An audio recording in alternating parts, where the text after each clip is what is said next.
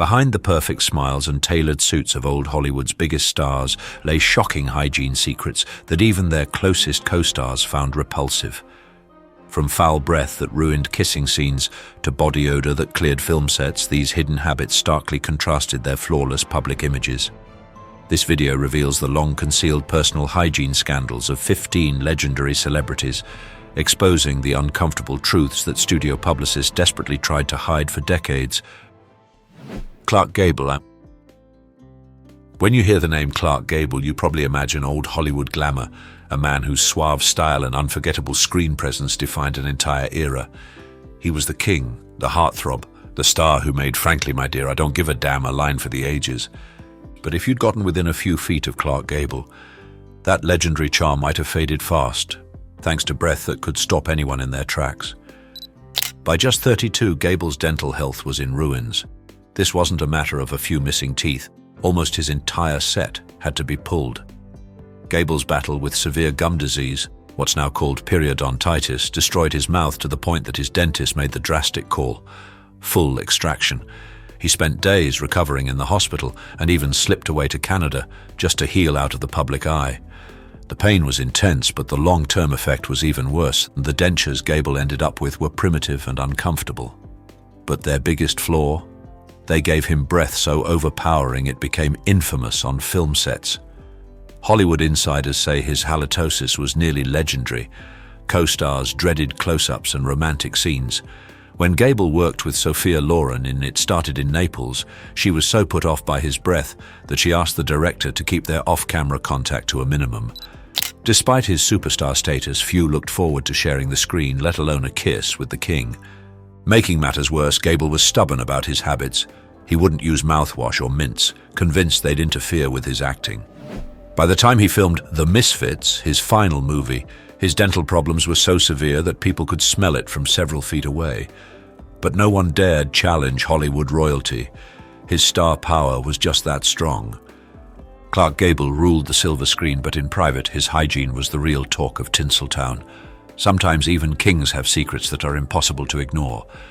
If you've watched it this far, comment "OK, the most shocking secrets are still ahead, and they'll change how you see Hollywood forever." Don't look away now. Joan Crawford. Joan Crawford was the picture of Hollywood ambition.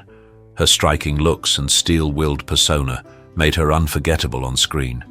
But behind those legendary lips, Crawford was hiding a dental history almost as agonizing as Clark Gable's. In pursuit of perfect cheekbones, Crawford went under the dentist's drill for a procedure that would haunt her forever. Following Marlene Dietrich's lead, she had several molars pulled to create the sharp, hollowed cheeks that would become her trademark. The cost? Her mouth became a battleground. With missing teeth, her front teeth began to drift apart, leaving noticeable gaps. Desperate to maintain her image, dentists filled those spaces with cement and fitted her with caps, but the pain was intense, and it sparked severe gum infections. Crawford's ordeal didn't end there. The constant swelling in her mouth gave her that signature fuller upper lip, a look the world admired, never knowing it was the result of a painful dental complication. By her late 60s, the damage was so severe she needed major dental surgery, requiring round-the-clock care just to recover. The irony? Crawford was famous for her perfectionism in every other aspect of her appearance. She demanded spotless homes, flawless makeup, and would scrub her hands raw to maintain her standard. Yet, for all her efforts, her mouth remained a persistent problem. Makeup artists who worked with Crawford often commented on the contradiction. She could transform her face into an image of pure Hollywood glamour, but the dental issues were nearly impossible to hide. As she aged, more and more effort went into covering up the lasting effects of her earlier choices. And then there were the rumors, whispers among Hollywood insiders, that Crawford's breath became especially unpleasant when she was drinking, a habit that only grew in her later years. While the world saw perfection, those closest to her knew the pain and the hidden flaws behind the legend. Marilyn Monroe. Marilyn Monroe dazzled audiences as Hollywood's ultimate blonde bombshell, enchanting the world with her irresistible looks and unforgettable performances. But while millions admired her on the silver screen, few knew about the less glamorous truth lurking behind the scenes. Marilyn's hygiene habits were infamously poor, leaving co-stars and crew members stunned.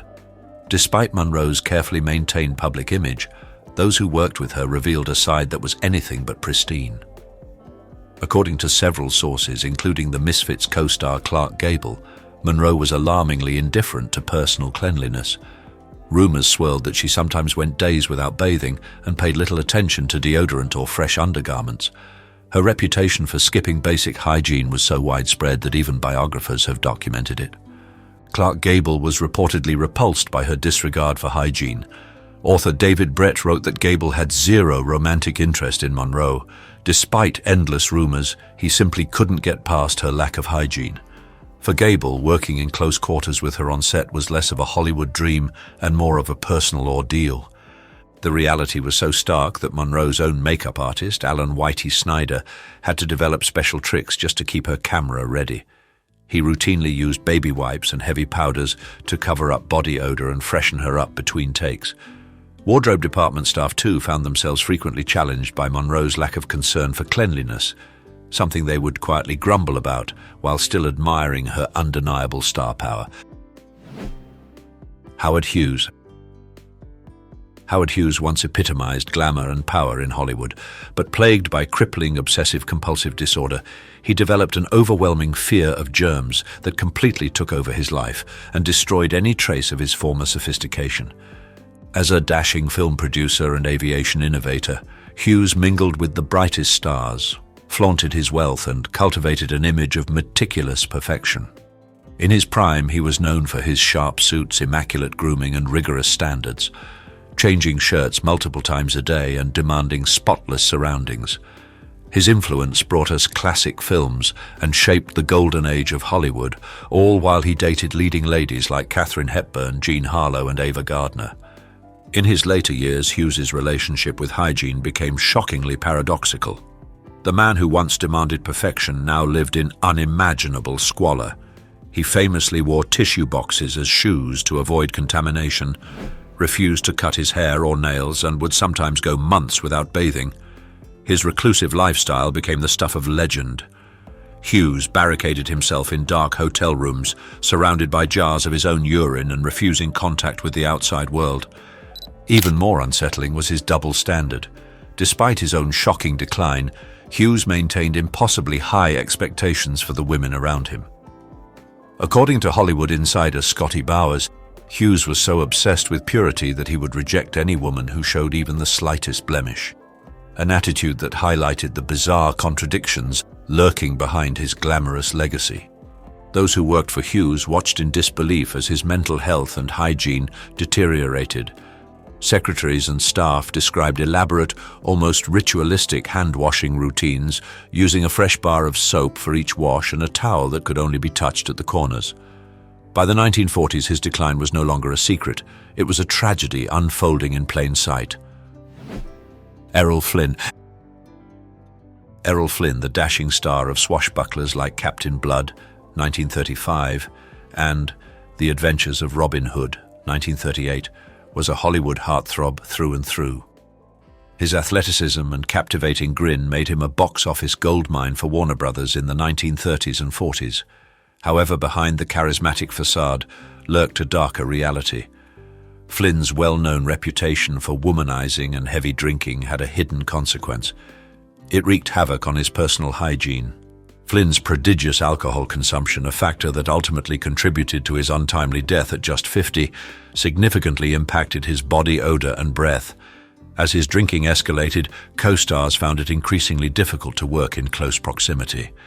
They recounted how his sweat carried a distinct alcoholic scent, intensifying throughout the day until his breath became almost overpowering. This wasn't helped by his habit of wearing the same clothes for days on end, sometimes even sleeping in them, which only amplified his potent aroma. The heroic figure who effortlessly scaled castle walls and swung from ship rigging on screen was, in reality, a man whose personal habits became increasingly slovenly as his addiction progressed. The decline in Flynn's hygiene during the 1940s mirrored the worsening of his alcoholism. Wardrobe department notes from his later Warner Brothers films contain subtle but telling references to the need for more frequent cleaning of his costumes compared to those of other actors. One wardrobe supervisor even devised a clever solution. Flynn's costumes were constructed with removable panels that could be cleaned discreetly without affecting the garment's on-camera appearance. This technique was typically reserved for action scenes where damage was anticipated, not for routine hygiene maintenance. Olivia de Havilland, Flynn's co-star in 8 films, including the iconic The Adventures of Robin Hood, reportedly possessed the diplomatic skills to address his hygiene issues directly, albeit discreetly. While always maintaining professional decorum in public, de Havilland would privately and gently suggest to Flynn that certain scenes might be enhanced if he used the mouthwash she conveniently kept in her dressing room. This tactful approach allowed Flynn to address the issue while preserving his dignity. Marlon Brando. Marlon Brando may have changed the face of screen acting with iconic performances in A Streetcar Named Desire and On the Waterfront, but off-camera he became nearly as notorious for his overpowering body odor as for his raw talent. As the years went on and his weight and mood swung unpredictably, Brando's aversion to soap and deodorant only grew worse. His hygiene wasn't just questionable, it was a full-blown Hollywood horror story.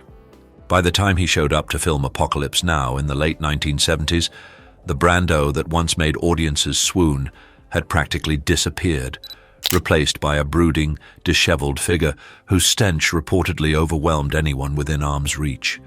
Director Francis Ford Coppola and the crew weren't just managing a temperamental acting legend. They were battling a constant, pungent presence on set that made filming scenes a real ordeal.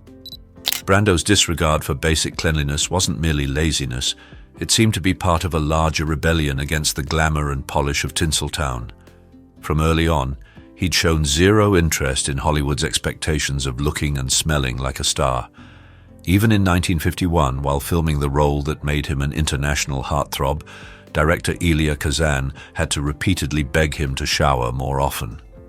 Vivien Leigh, his co-star in A Streetcar Named Desire, was reportedly disturbed by how strong his body odor could be, especially during their steamy, physically intense scenes. And that now famous moment where Stanley yells "Stella" in a sweat-drenched shirt. That wasn't just acting, Brando was genuinely soaked and reeking in the New Orleans heat. As his fame soared and his clout in Hollywood grew, Brando's personal grooming standards sank even lower. During the filming of The Godfather in 1972, makeup artists had to go the extra mile just to make him camera-ready. Playing the aging Don Corleone may have helped mask some of the hygiene issues visually, but behind the scenes the smell told a very different story. Brando's refusal to clean up wasn't just an inconvenience, it became an infamous part of his legend. For a man who once embodied rugged masculinity and sex appeal, his descent into unapologetic grime was both baffling and unforgettable. Did Marlon Brando's shocking hygiene problems ruin his reputation forever? Comment yes if you think they did, or no if you believe his talent still makes him a legend. Tell us your thoughts below. James Dean. James Dean didn't just rebel on screen, he challenged Hollywood norms in every way, including how often he bathed, or didn't. The brooding icon of rebel without a cause embraced a personal style that was as raw and unfiltered as his acting. And that extended to hygiene. To Dean, skipping showers and wearing the same clothes for days wasn't laziness, it was part of his identity, a quiet rejection of the polished, pretty boy image Hollywood tried to mold him into. Dean's approach to cleanliness was sporadic at best. During the filming of Rebel Without a Cause, director Nicholas Ray reportedly had to take him aside on several occasions due to mounting complaints from the crew about his strong body odor.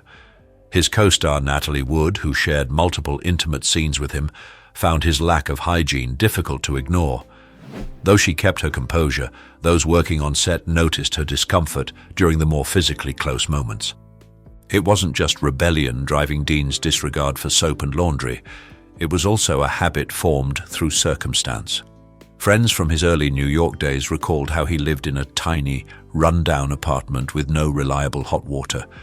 Bathing back then wasn't always an option, but what started as a necessity soon became part of his persona.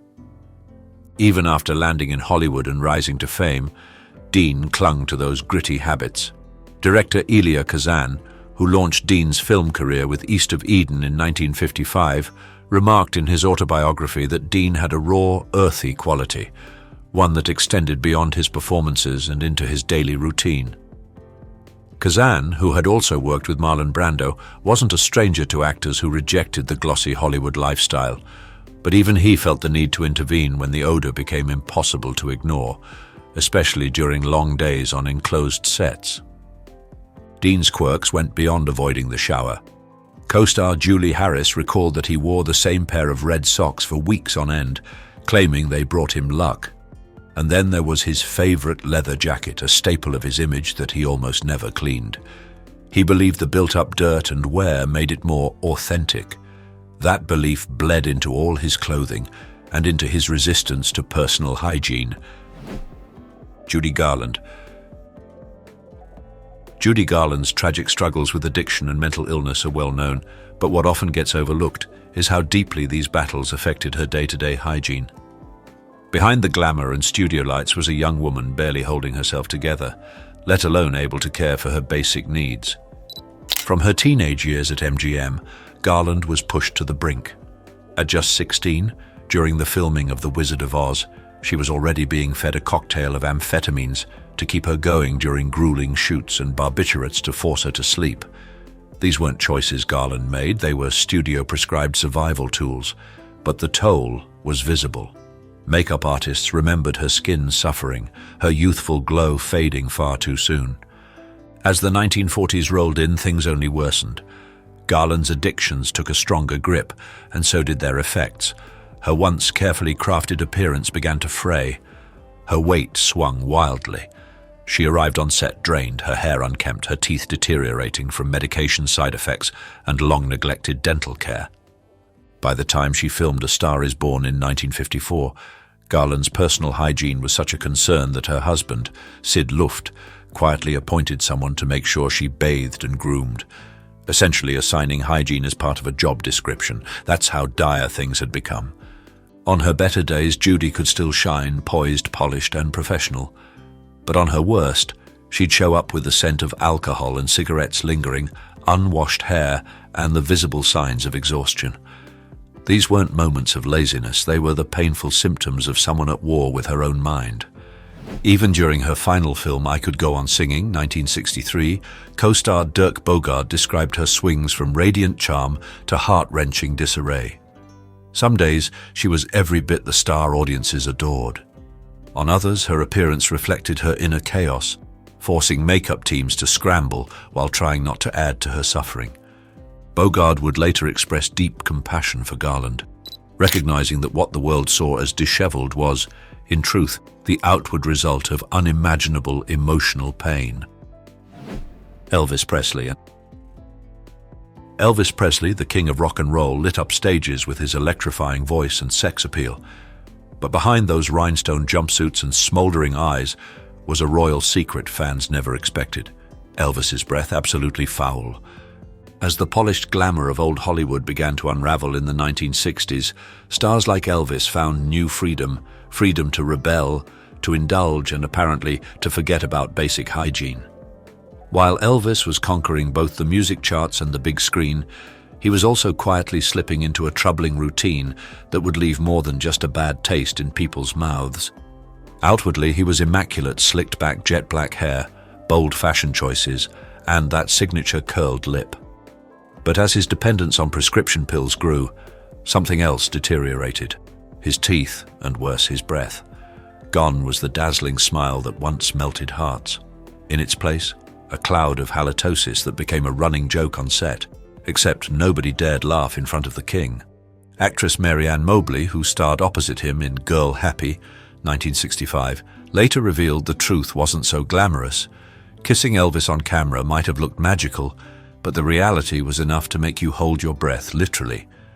The cause, a potent mix of painkillers, sedatives, and tranquilizers that dulled his senses, ruined his dental hygiene, and robbed him of the will to care. By the time he was filming Paradise Hawaiian Style in 1966, the problem had only worsened. Co-star Susanna Lee reportedly learned a trick, barely touching lips during kissing scenes and keeping her mouth slightly open to avoid inhaling. Crew members whispered and laughed about it behind the scenes, but no one ever said a word to Elvis himself. He was still too iconic, too powerful, too untouchable. And as the 1970s rolled in, so did a sharper decline.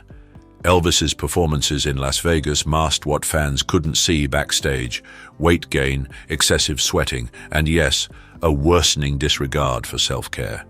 Makeup artists worked overtime to maintain the illusion, but the cracks were showing. Eventually, the man who once demanded perfection from every camera angle to every lock of hair seemed to stop caring. By the time of his death in 1977, Elvis wasn't just battling declining health. He had lost interest in the meticulous image he'd spent decades building. To the world, he remained the golden icon with the killer voice and hips that changed music forever. But behind the curtain, he had become something far more tragic: a fallen star, dimmed by addiction and undone by the most human flaws, ones that not even fame could hide. Elizabeth Taylor. Elizabeth Taylor, the dazzling star whose violet eyes and radiant beauty defined Hollywood glamour, was known for her flawless public image. Yet behind the scenes, especially during turbulent times in her stormy relationship with Richard Burton, her personal hygiene took a surprisingly sharp dive. On the set of Cleopatra, 1963, one of Hollywood's priciest and most ambitious films, the Italian crew reportedly noticed that American standards of cleanliness didn't quite measure up. A makeup artist who worked closely with Taylor throughout the 60s revealed a startling pattern. Elizabeth's bathing habits were deeply connected to her emotional well-being. When she was happy and grounded, particularly in the early stages of a relationship, she was meticulous about her grooming. But when turmoil hit during heartbreak or bouts of depression, Taylor sometimes went days without a proper bath, instead relying on heavy perfume and powder to hide any signs of body odor. Joseph L. Manwick, who directed her in Cleopatra and Suddenly Last Summer, 1959, developed a clever, tactful way to handle the delicate situation. Rather than addressing it head-on, he arranged for a female assistant to casually let Taylor know a hot bath was waiting in her trailer during breaks, giving her a graceful way to freshen up without feeling embarrassed. In the end, Elizabeth Taylor's struggles with personal care weren't just about vanity. They reflected the deep emotional storms she faced behind her iconic beauty. Charlie Chaplin. Charlie Chaplin's legendary character, the Tramp, is forever etched in film history. His shabby clothes, unkempt hair and scruffy moustache, all part of the charm that won hearts worldwide. But what many don't realize is that Chaplin's on-screen messiness wasn't just an act. In fact, his personal hygiene was reportedly just as questionable, blurring the lines between art and reality in a way that's downright shocking. Lita Grey, Chaplin's second wife, who married the star when she was only 16 and he was 35, didn't hold back when describing his off-camera habits. In their bitter divorce papers, she accused Chaplin of consistently neglecting basic hygiene. While some details may have been dramatized for the sake of their messy split, insiders who worked closely with Chaplin confirmed he had a notorious reputation for skipping baths, especially when immersed in his work. What's even more astonishing is that studio executives, despite their concerns, had little power to demand better hygiene from Chaplin.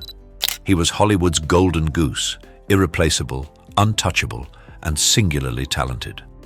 So whether on or off set, Chaplin's personal cleanliness was a low priority, swallowed by his genius and stubbornness. Yet the public never saw this side of him. At premieres and public events, Chaplin could magically transform, appearing as polished and pristine as any star. The clean-cut, charismatic figure was a stark contrast to the grime and neglect rumored during his grueling work periods. By the 1940s, as Chaplin's star dimmed somewhat and political controversies took center stage, whispers about his hygiene faded into the background. Did he clean up his act? Or did the world simply focus on more scandalous stories? That part remains a mystery. But one thing's clear, the man behind cinema's most beloved Tramp shared more than just a bowler hat and cane with his creation. His real-life habits were shockingly close to the character's scruffy, unwashed persona. Humphrey Bogart. Humphrey Bogart, the ultimate tough guy icon with a secret that might surprise you. His breath was notoriously bad, and it made working with him a real challenge behind the scenes. Known for his gravelly voice and rugged charisma, Bogart was the face of film noir and the embodiment of cool for millions. But beneath that hard-edged exterior lurked a serious hygiene issue that his co-stars couldn't ignore, especially during those intimate close-up moments. Bogart's heavy smoking habit was legendary. He rarely appeared without a cigarette dangling from his mouth, often going through as many as 3 packs a day. That relentless chain smoking, combined with his fondness for whiskey and a rather lax approach to dental care, created a potent recipe for dreadful breath. This wasn't just unpleasant. It made romantic scenes downright tricky for his leading ladies. Lauren Bacall, who famously became Bogart's 4th wife after meeting him on the set of To Have and Have Not in 1944, was one of the few who didn't flinch. Their sizzling on-screen chemistry, delivered with lines like, "You know how to whistle, don't you? You just put your lips together and blow," felt genuine, despite what others might have found off-putting. Their real-life attraction clearly overpowered any oral obstacles. On the other hand, Ingrid Bergman, his co-star in the timeless Casablanca, 1942, wasn't as lucky. Although a consummate professional who never aired complaints publicly, she reportedly asked director Michael Curtis to limit the number of close-ups that forced her to breathe in Bogart's smoky, whiskey-laced exhalations. The famously restrained goodbye scene at the airport might have carried even more passion, if not for Bergman having to contend with Bogart's pungent breath. By the time Bogart shot The African Queen, 1951, alongside Katharine Hepburn, his dental issues had worsened. Both stars were heavy smokers, and the tough filming conditions in Africa only made matters worse. Hepburn later described the set's aromatic challenges with a mix of humor and diplomacy. Director John Huston, himself no stranger to cigarettes and whiskey, apparently took it all in stride, seeing it as part of the authentic experience of working with Bogart. What makes Bogart's story particularly fascinating is that he was aware of his breath problem but accepted it as an unavoidable side effect of his lifestyle. Unlike some stars who ignored such issues, Bogart didn't try to mask or fix it, he simply owned it, tough guy and all. Because YouTube will prioritize interactive videos, please comment OK if you find this video interesting. Thank you. Rita Hayworth. Rita Hayworth dazzled Hollywood as the fiery redhead in classics like Gilda, 1946, embodying the perfect, glamorous goddess. But behind that flawless public image lay a painful secret. Her beauty came at a steep cost to her personal comfort and hygiene. Born Margarita Carmen Cancino to a Spanish father and Irish-American mother, Rita's natural Mediterranean looks didn't quite fit the ideal Hollywood mold. When she signed with Columbia Pictures, studio boss Harry Cohn insisted on drastic changes to Americanize her appearance. One of the most brutal, an excruciating year-long electrolysis treatment to raise her hairline by about an inch, erasing what the studio saw as an ethnic trait. This agonizing procedure left her scalp badly damaged and hypersensitive. Worse yet, it triggered a chronic scalp condition called seborrheic dermatitis, which causes relentless itching, flaking, and oily buildup. Hardly the kind of issue a starlet could openly admit. To keep her image intact, Rita's hair and makeup teams had to get creative. The elaborate updos she sported on screen cleverly hid the flakes, while makeup artists carefully dusted skin tone powders along her part and constantly refreshed her hairstyles between takes to mask any visible signs. Adding insult to injury, the toxic hair dyes used to maintain her signature fiery red locks. She was naturally a dark brunette, only worsened the irritation. These early color treatments were packed with harsh chemicals that today would be deemed unsafe. Orson Welles, who married Rita in 1943 and directed her in The Lady from Shanghai, 1947, later spoke with empathy about how much she suffered physically from these studio-enforced beauty rituals. Behind the dazzling smile and radiant hair was a woman enduring a private battle with her own body, forced to sacrifice comfort and health for the price of fame. Montgomery Clift. Montgomery Clift was once the picture of Hollywood elegance, brooding, beautiful, and immensely talented. In the 1950s, he was a rising star whose emotionally raw performances won critical acclaim and adoration from fans. But all of that changed one horrific night in 1956. After leaving a dinner party at Elizabeth Taylor's house, Clift crashed his car into a telephone pole. The accident left his face brutally disfigured, and his body in constant pain. It didn't just alter his appearance, it shattered his spirit. From that point on, everything in his life, including his hygiene, began to spiral out of control. Before the crash, Clift had been eccentric but kept up the polished appearance expected of a leading man. But after the accident, as he became increasingly dependent on alcohol and prescription drugs to cope with the pain, even basic self-care became a struggle. The once groomed star began showing up on set unwashed, wearing clothes that clearly hadn't been changed in days. By the time he filmed The Misfits in 1961, his hygiene had become a quiet concern for the production team. Director John Hughes was understanding, but it was hard to ignore the toll that years of suffering had taken. Makeup artists weren't just covering scars, they were battling odor and grime, trying to restore some semblance of the matinee idol Clift once was. What makes Clift's story especially heartbreaking is that his hygiene issues weren't a product of arrogance or laziness. They were the byproduct of deep psychological and physical trauma. His body ached, his spirit was broken, and his once meticulous habits fell by the wayside. And that's the shocking, stomach-turning truth behind some of old Hollywood's most iconic stars. If you found these stories as fascinating as they are gross, smash that like button and subscribe for more eye-opening Hollywood secrets. Let us know in the comments which hygiene horror shocked you the most, or who you want us to dig into next. And thanks for watching. Joaquin El Chapo Guzman. The saga of Joaquin El Chapo Guzman is nothing short of legendary, a tale that moves from the world of white-collar deception into the dangerous underbelly of global crime. As the head of the infamous Sinaloa cartel, El Chapo didn't just chase fortune, he dominated an empire. At his command, the cartel controlled nearly a quarter of all illicit shipments moving from Mexico to the United States. His wealth grew, and so did his reputation as a master of escape. El Chapo's ability to slip through the fingers of law enforcement became the stuff of myth. In 2001, he pulled off a prison break that stunned the world, vanishing from a high-security Mexican facility hidden inside a laundry cart. When authorities caught up with him years later, he vanished again, this time through a mile-long tunnel dug straight to his cell, a feat that seemed straight out of a Hollywood script. But every legend has its final act. In 2016, the Mexican government, under immense international pressure, handed him over to the United States. There, in a Brooklyn courtroom, the full scale of his operations was exposed for all to see. After a trial that gripped the world, El Chapo was convicted on every charge. The judge ordered him to forfeit more than $12 billion, a sum reflecting the vast reach of his criminal enterprise. Now, the man once feared by millions spends every hour inside ADX Florence, the most secure prison in America, often called the Alcatraz of the Rockies. No more escapes, no empire left to command. Even his family's desperate efforts to free him have failed. Where once he held absolute power, today he lives in total isolation.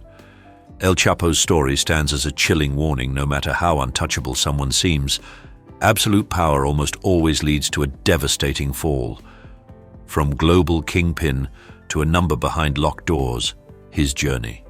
Now, before we reveal the next shocking downfall, tell us, where in the world are you watching from? Drop your country in the comments below. Let's see just how far these Hollywood scandals have reached around the globe. Changpeng Zhao, CZ. Once celebrated as a giant in the world of digital finance, Changpeng Zhao, known to millions as CZ, stood at the peak of the cryptocurrency revolution.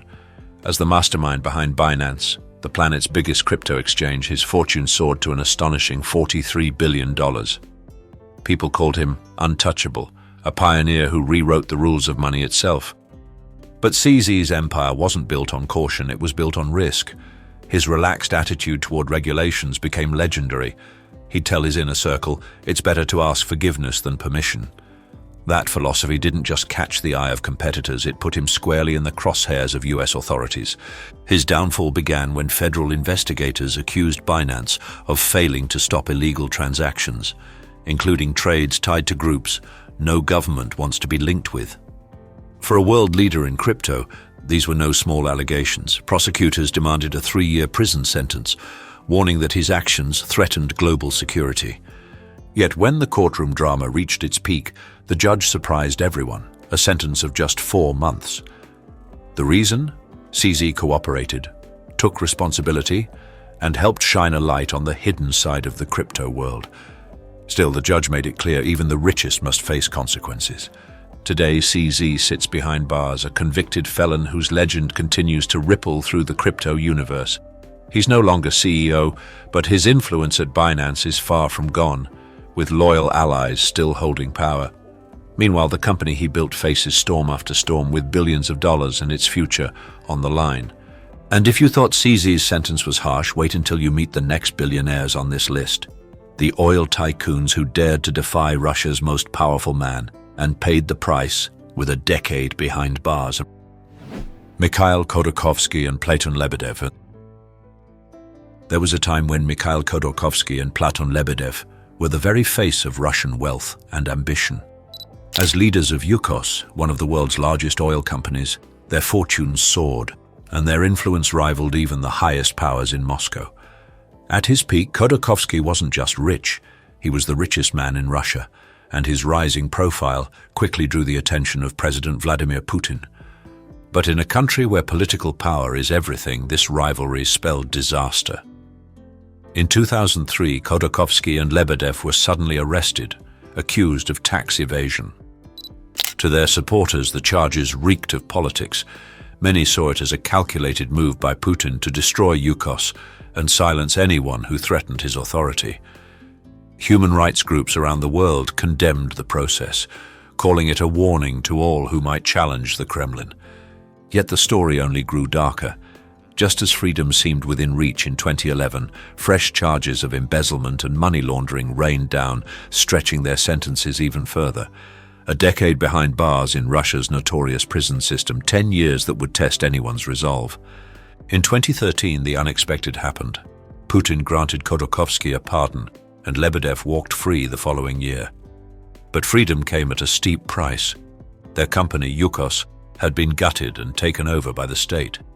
Khodorkovsky returned to society not as a tycoon, but as a hardened critic of the Russian government, a survivor with scars deeper than most can imagine. Alan Stanford. Alan Stanford's name once stood for luxury and power in the world of finance. In the early 2000s, he lived the kind of life most could only dream about: private jets, opulent yachts, and even his own cricket teams. His Stanford International Bank on the island of Antigua became a billion-dollar powerhouse, drawing investors from every corner of the globe, with promises of high returns and total security. On the surface, Stanford's world was a playground of endless parties, celebrity guests, and political connections. But beneath the glittering facade, a $7 billion illusion was at work. For over 20 years, Stanford lured people in with fraudulent certificates of deposit, guaranteeing them their wealth would grow safe in the Caribbean sun. Instead, he used money from new investors to pay off the old, classic smoke and mirrors, and the empire fell apart in 2009. When the truth came out, thousands lost their life savings overnight.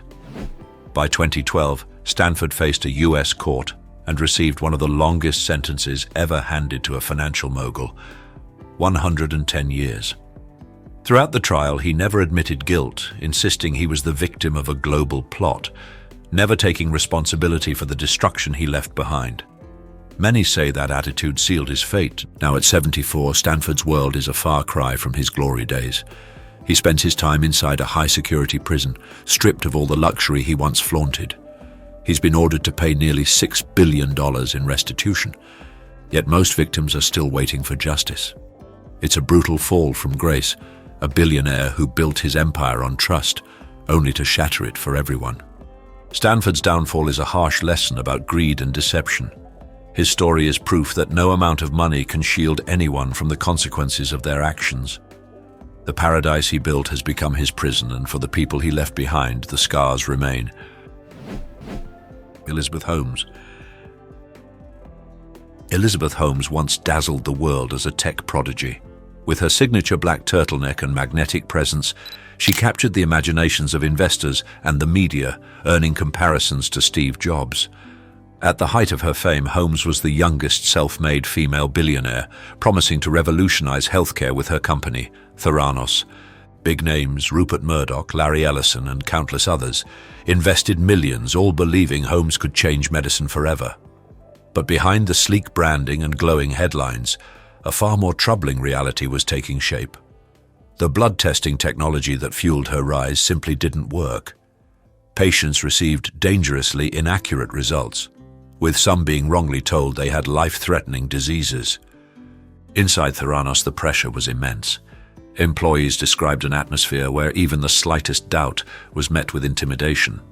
Holmes and her inner circle worked relentlessly to hide the truth, going so far as to silence whistleblowers and control every scrap of information leaving the company.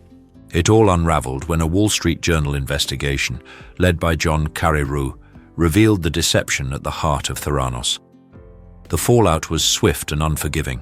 Nearly $1 billion in investor money vanished and public trust shattered overnight. Charged with multiple counts of fraud and conspiracy, Holmes faced the full force of the law. In 2022, she was sentenced to over 11 years in federal prison and ordered to pay $452 million in restitution.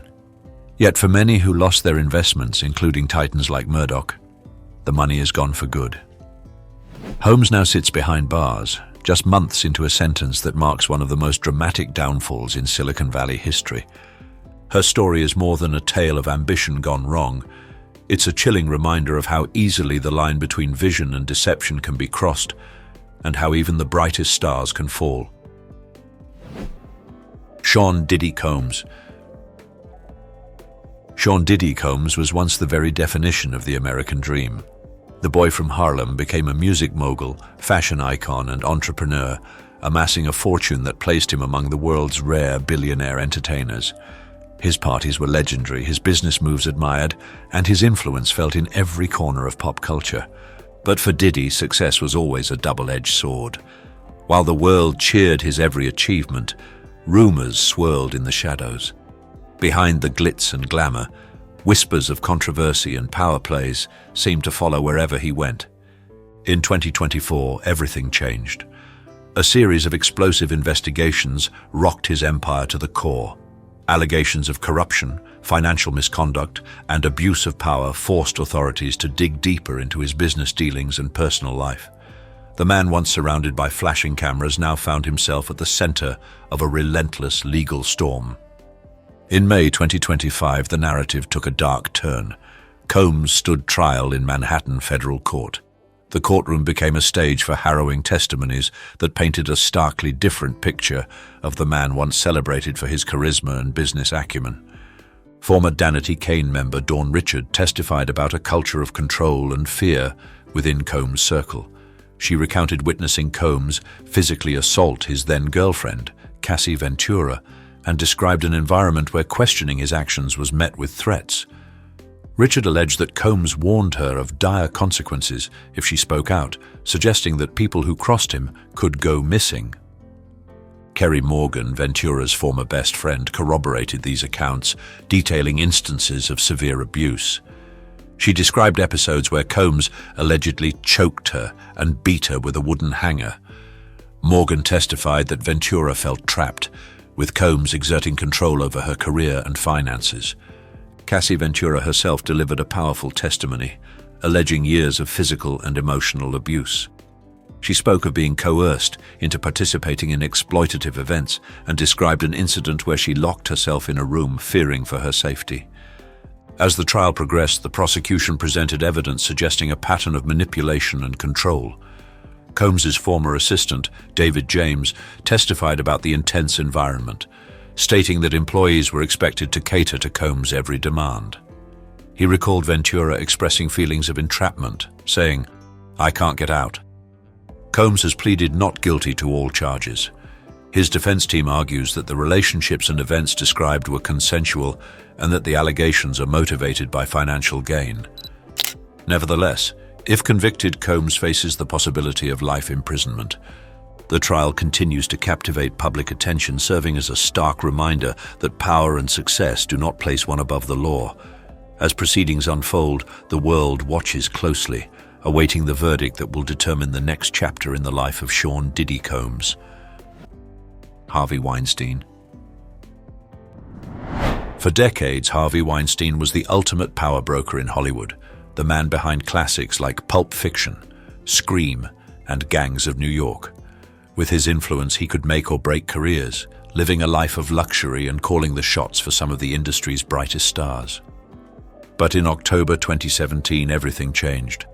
What began as whispers soon exploded into a tidal wave of accusations from actresses, assistants, and industry insiders. Famous names like Salma Hayek and Ashley Judd stepped forward, sharing stories that shook Hollywood to its core. The world was finally watching, and Weinstein's carefully constructed empire began to collapse. Within months, he was ousted from the Producers Guild, removed from his own company, and blacklisted by an industry he once ruled. But the consequences didn't stop there. Legal battles soon followed, shining a harsh spotlight on years of abuse of power. In 2020, a New York court found Weinstein guilty of multiple crimes and sentenced him to 23 years behind bars. California courts added another 16-year sentence in 2022. Even though his New York conviction was overturned in 2024 at age 72, Weinstein remains behind bars, unlikely to ever regain his freedom. His story is one of the most dramatic falls from grace in entertainment history. A once untouchable mogul, now reduced to a prison number. Weinstein's downfall didn't just end his career, it sent shockwaves through Hollywood, forcing an entire industry to confront its darkest secrets and finally demand real change. Do you believe Harvey Weinstein deserves to spend the rest of his life behind bars, yes or no? Type yes if you think justice was served. Type no if you think the punishment went too far. Let's see where the public really stands. Raj Rajaratnam. There was a time when Raj Rajaratnam ruled the concrete canyons of Wall Street. As the founder of the Galleon Group, he controlled a hedge fund worth more than $7 billion, power, influence, and access all at his fingertips. Rajaratnam seemed untouchable, the man with a golden touch for picking the right stocks at the perfect moment. But in the world of high finance, the higher you climb, the farther you have to fall. Everything changed when the FBI launched an investigation that shattered his empire. Agents uncovered a web of informants, secret meetings, and confidential leaks, revealing that Rajaratnam had built his fortune on insider secrets not available to the rest of the market. His conviction on 14 counts of fraud and conspiracy was nothing short of a seismic event for Wall Street. The courtroom echoed with the message, "No amount of money or connections can shield you from justice." In 2011, Rajaratnam received an 11-year prison sentence, the harshest penalty ever handed down for insider trading in the United States at that time. For years, the man who once moved millions with a single phone call sat behind bars, a reminder that even the kings of finance are not above the law. By 2019, after serving 8 years, Rajaratnam was moved to home confinement under a new Legal Reform Act, a controversial release that still sparks debate. Rajaratnam's downfall isn't just a warning for the world of finance, it's a story that stirs both sympathy and outrage. Here was a billionaire who had it all, only to lose everything because he crossed a line no one is supposed to cross. John Kapoor. John Kapoor once stood at the top of the pharmaceutical world, a billionaire whose word could shift markets and whose influence reached deep into the halls of medicine. As founder of Insys Therapeutics, Kapoor claimed to be in the business of helping patients. But behind the polished image, his company was hiding a secret that would shock the nation. Insys wasn't just selling medication, it was accused of pushing doctors with bribes and incentives, convincing them to prescribe a powerful painkiller spray called Subsys, even when patients didn't need it. This wasn't just business as usual, it was a strategy that fueled a national health crisis, leaving devastation in its wake as families across America struggled with addiction and loss. Kapoor's empire began to crumble when federal investigators turned their sights on Insys. What they found was a ruthless playbook. Doctors pressured to write more prescriptions and higher doses, all for corporate gain. The impact? A surge in misuse and a wave of tragic stories that captured headlines everywhere. In 2020, justice caught up with Kapoor. He was sentenced to 5.5 years in prison, making history as the first billionaire pharmaceutical executive to face real punishment for his part in the opioid epidemic. The sentence sent shockwaves through both Wall Street and Main Street. A a stark reminder that no amount of wealth could shield someone from the consequences of their actions. Yet in a surprising twist, Kapoor was granted home confinement in June 2023 due to pandemic-era reforms in the prison system. The story left the nation divided. Some called it mercy, others called it injustice. Prakash Hinduja. For decades, Prakash Hinduja sat atop a mountain of wealth and influence. As the patriarch of the powerful Hinduja dynasty, his family's empire stretched across industries, from high-tech towers to sprawling real estate holdings, amassing a fortune estimated at $20 billion. Life in his Swiss villa was a parade of luxury. Yet in 2023, Prakash, along with his wife, son, and daughter-in-law, faced a scandal that rocked both Switzerland and their homeland. Domestic workers brought from India with promises of a better life instead found themselves trapped in a nightmare. Passports confiscated, freedom stripped away.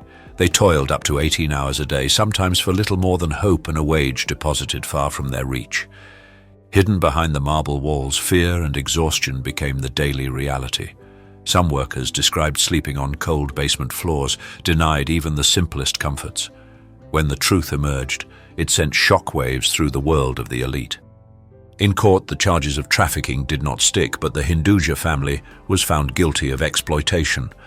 The sentence was harsh by billionaire standards, 4 to 4.5 years behind bars, with luxury swapped for confinement.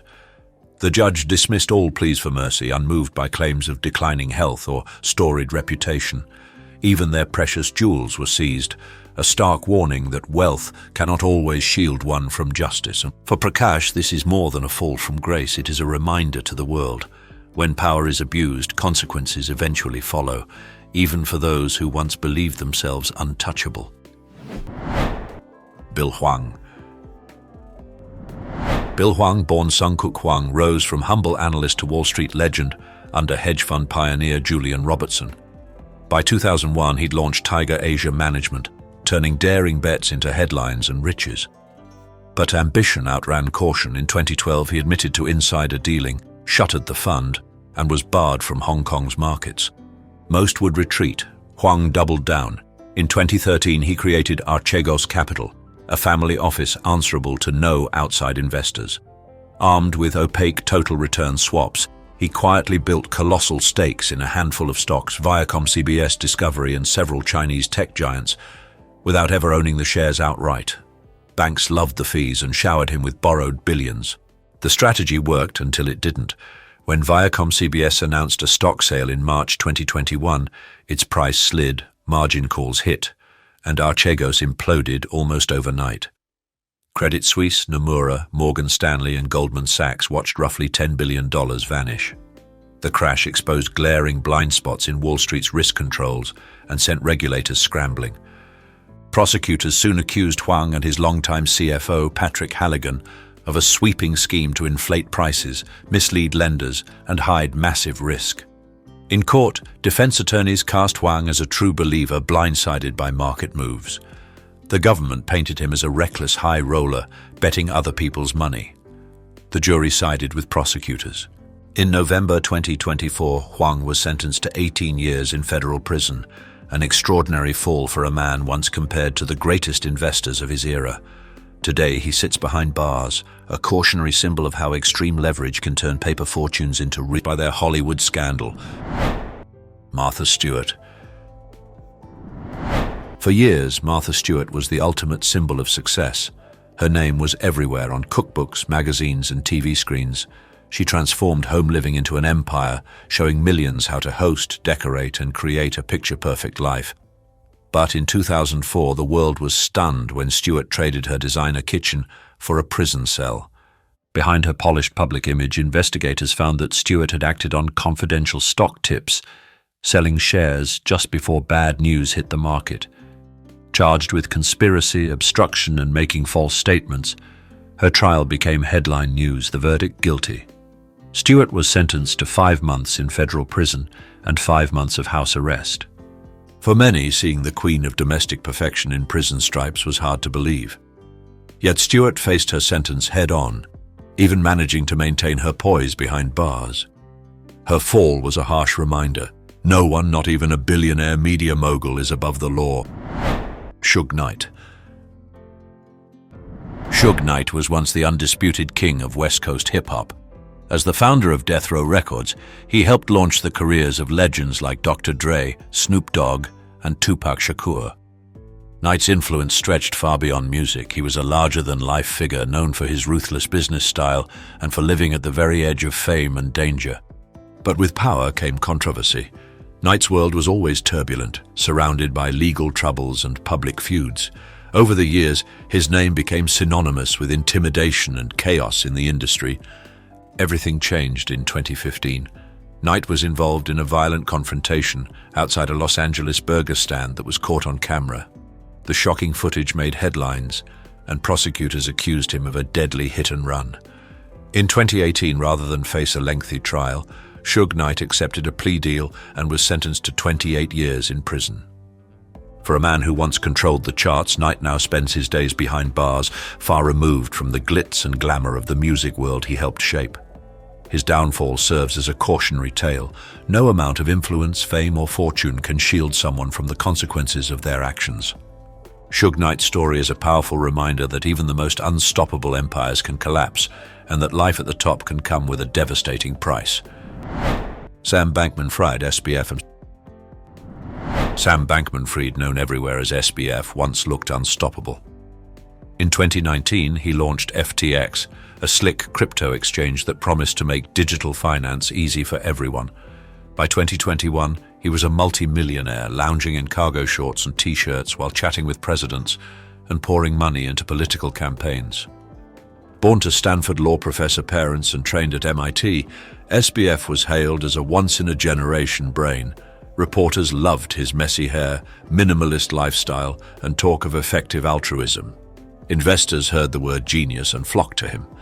But behind the glow of conference spotlights, a disaster was brewing. FTX was quietly moving customer cash to Alameda Research, a trading firm SBF also controlled.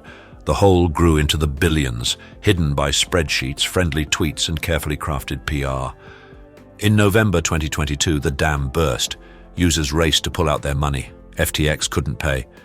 Within days, the exchange filed for bankruptcy, and the crypto market shook to its core. Losses topped $8 billion, wiping out everyday traders and big-name backers alike. SBF was arrested in the Bahamas the next month and extradited to the United States. Prosecutors painted a clear picture. He steered an unprecedented fraud, lied to customers, and propped up FTX with fantasy figures. A New York jury agreed, convicting him on every count in November 2023. The hammer fell on March 28, 2024, 25 years in federal prison. A judge called his actions a calculated scheme that exploited trust on an almost unimaginable scale. Today, SBF sits behind bars, a stark reminder that hype and genius are no shield when billions vanish. The message rings loud. Even the brightest star in a brand new industry can crash hard if integrity goes missing. Sam Bankman-Fried's story now stands as one of the most dramatic collapses and one of the longest sentences in the history of modern finance. Bernie Madoff. Bernie Madoff once stood at the very top of Wall Street, a man hailed as a financial genius, trusted by elite institutions and some of the wealthiest families in the world. For decades, he cultivated a spotless reputation, charming, confident, and consistent. Investors viewed him as a safe harbor for their fortunes, pouring in billions without question. But behind his calm demeanor and prestigious offices, a catastrophic lie was unfolding. Madoff wasn't running a legitimate investment firm. He was orchestrating what would become the largest Ponzi scheme in history. For years, he used money from new investors to pay fake returns to earlier ones, creating the illusion of stable, high-yield growth.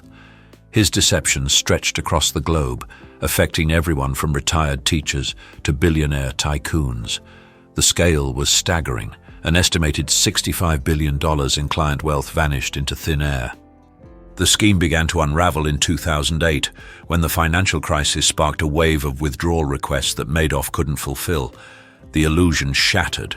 In 2009, he confessed to federal authorities and was swiftly convicted on 11 felony charges, including securities fraud, wire fraud, money laundering, and perjury. His sentence, 150 years in federal prison, symbolizing not just punishment for the crime, but a warning to the entire financial world. Madoff's fall sent shockwaves far beyond Wall Street. Trust in financial institutions was deeply shaken. For his victims, the damage was not only financial, it was personal, emotional, and existential. Madoff's name became a symbol of unchecked greed and betrayal. His story is now a permanent scar on the reputation of the global financial system and a haunting reminder that even the most respected figures can conceal the darkest secrets. He died in prison in 2021, having never known freedom again. But his legacy lives on, not in riches or reverence, but in ruin and regret. World ruin. Todd and Julie Chrisley. Todd and Julie Chrisley once lived like American royalty. Their reality show, Chrisley Knows Best, gave viewers a glimpse into their lavish lifestyle, mansions, designer outfits, and a picture-perfect family straight out of a magazine. Millions tuned in to watch them flaunt their wealth and confidence. But behind the glitz and glamour, something didn't add up. In 2019, the facade cracked wide open when federal investigators accused the Chrisleys of financial deception on a massive scale. They were charged with faking documents to secure millions in loans, hiding income and evading taxes, all while continuing to live large in front of the cameras.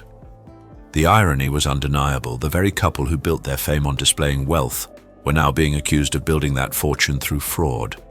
After a long trial, the verdict came down in June 2022, guilty. The evidence showed that the Chrisleys had manipulated banks and concealed income, even hiding their TV earnings to avoid paying what they owed. By November, the sentences were handed down. Todd received 12 years in federal prison, Julie 7 years, along with millions in restitution. Today, instead of walking red carpets, they walk prison corridors, held in separate federal facilities, far from the luxury they once boasted about. While they continue to maintain their innocence and fight for appeals, nothing has changed. On a scale from 1 to 9, how shocking do you find Todd and Julie Chrisley's downfall? 1 means you saw it coming, 9 means you're completely stunned. No. Comment your number below and share why you chose it. Let's see who's most surprised. And that's the shocking, stomach-turning truth behind some of old Hollywood's most iconic stars. If you found these stories as fascinating as they are gross, smash that like button and subscribe for more eye-opening Hollywood secrets. Let us know in the comments which hygiene horror shocked you the most, or who you want us to dig into next, and thanks for watching. Remember, sometimes the truth isn't just embarrassing, it's downright unbearable. Catch you in the next video, where we'll reveal even more secrets the studios desperately tried to keep hidden.